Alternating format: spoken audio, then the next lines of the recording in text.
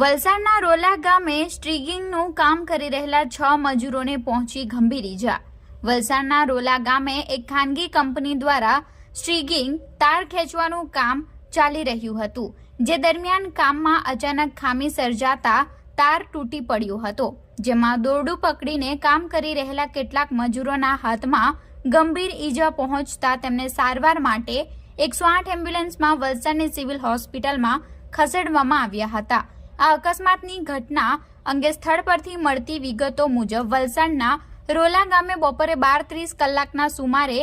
કેઈસી company દ્વારા transmission લાઇનનું સ્ટ્રીગિંગનું કામ ચાલી રહ્યું હતું, જેમાં અચાનક તાર તૂટી પડવાને લઈ દોરડું પકડીને કામ કરી રહેલા 6 જેટલા મજૂરોના હાથમાં દોરડું ઘસડવાથી તેમના હાથમાં ગંભીર ઈજા પહોંચી હતી અને તેઓના હાથ લોહીલુહાણ થઈ ગયા હતા, જેમને તાત્કાલિક સારવાર આપવા માટે 108 એમ્બ્યુલન્સમાં વલસાડની સિવિલ હોસ્પિટલમાં ખસેડવામાં આવ્યા હતા।